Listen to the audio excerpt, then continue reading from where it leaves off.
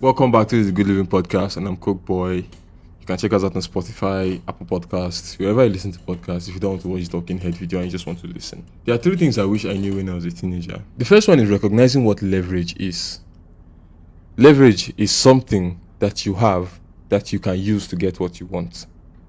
It might be who you are, or it might be specific to somebody else's need. It's like trade by barter of intangible objects. Hope I'm not using too many big words, but trade by barter of intangible objects, which means if I have something, whether it's physical or not physical, that someone else finds useful, I can find something useful that they have that can help me get ahead in life, and then make a deal with them in a clever way. That is what leverage is. For example, if you've developed a particular skill for washing your dad's car or your parents' car in a way that it shines very well, you have the meticulous nature to be able to clean their car in such a way that it shines and smells good, and you're the only one who can do that even if they send your siblings to wash the car, they would never do it as good as you. What that means is that you can get something out of your parents if you tell them you want this thing, and you wash your car every day for this month. They don't have to send your siblings. You do it and do all your other chores, but you just want this one thing.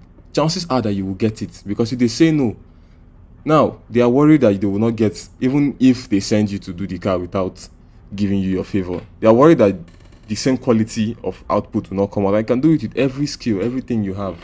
So early enough in life, you should recognize what leverage is and use it.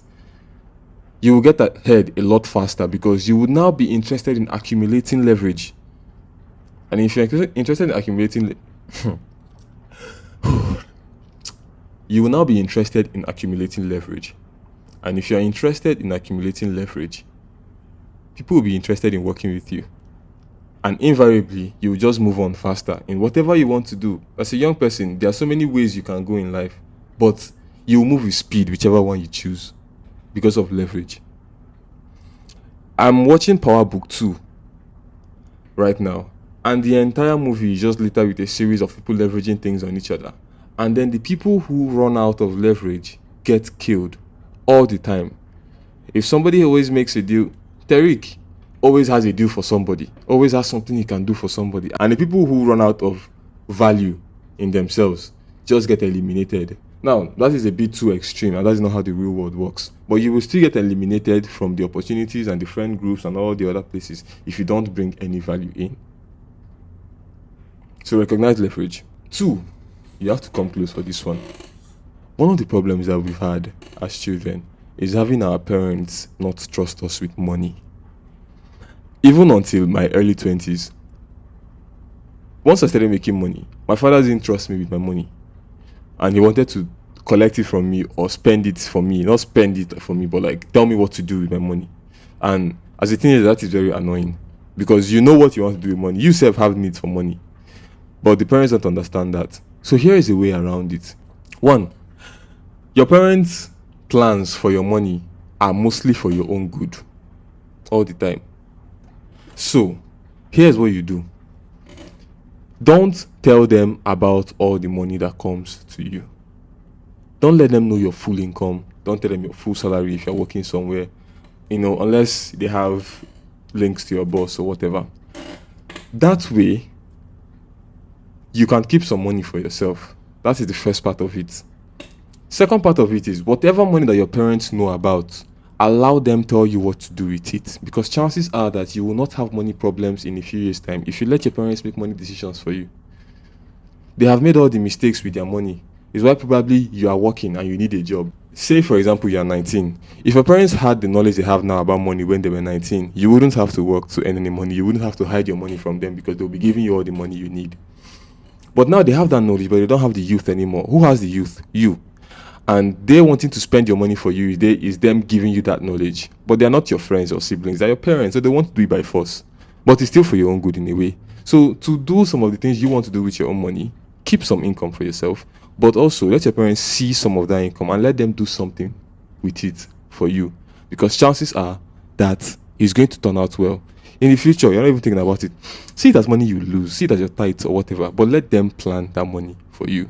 The third thing, your parents might see you as a child, but we all know once you get to puberty, you are beginning to be aware of the world around you. And you're seeing certain things. One of the good things you can do is to expand your mind. As a young person, the earlier you expand your mind, the smarter you become among your peers. There's a downside to this, obviously. You might have to find new friends if your other friends are not expanding their minds together. It's why you should share this video with them. Expand your mind. One of the ways to expand your mind is by reading books. Or right now, reading books is a bit olden days. Listen to podcasts. Listen to audiobooks. Honestly, there's this thing with me and audiobooks. Whenever I want to start a new book, I feel like this is just a long waste of time in a boring subject. But I only feel that just before I start. And once I start, I cannot put it down because I only read books that I'm interested in reading. I see the title, I see what this book can give me, and I'm interested in reading it. But before I start, I always feel like, 6 hours for this long ass. Can I not just watch a movie? But when I start that book, I see the value in it. I'm reminded constantly of why I picked it up in the first place. And it expands your mind. It gives you knowledge. It gives you ideas that you would have never thought of before. And when you bring those ideas up to people who are older than you, they understand that you've been investing something in your mind.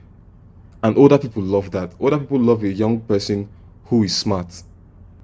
Another way you can do that, you can open your mind, is to listen to only people who you want to be like. If you want to build muscle, find somebody who has muscles that you like and get close to them. And I don't need to say this is the information age because you were born in this age, but right now, you can access anybody on the internet. You Google them, you'll find a video or picture of them or something they've written somewhere on Twitter or wherever. So you can get a key into how their mind works. People who you want to be like are the people you should listen to. Lastly, actually there's only two. But as you know, if you make it to this point in the video, there's a bonus for you. Health is the most important thing in the world. All your problems in this life, from the most important one to the least important, all start from number 2 if your health is fucked. Because once your health is fucked, health is number 1 problem. And until you fix it, you can't really fix anything else. It's why when someone is sick, you can't bring any problem near them, they will kill you. So, take care of your health preventively. If you are not doing any physical exercise as a teenager now, start doing some form of physical exercise. And I don't mean go to the gym or go and play ball when you're not interested in that stuff. But anything that will make you move your body more, do it. Dance, whatever. Take a walk, take a stroll with friends. Anything that will prevent you from just lying down all day and have you move. Start from that. Do that first. Then don't pass up on the opportunity to eat fruits and vegetables and all that stuff. Chikwis, shawarma, burger, those things are not good for your health. They're not good for your brain. They are sweet. It's difficult to get off them. You're still a young person. You've not enjoyed them to the fullest. But know that those are second-class foods. First-class foods are the ones that are grown in the field, plants. Also.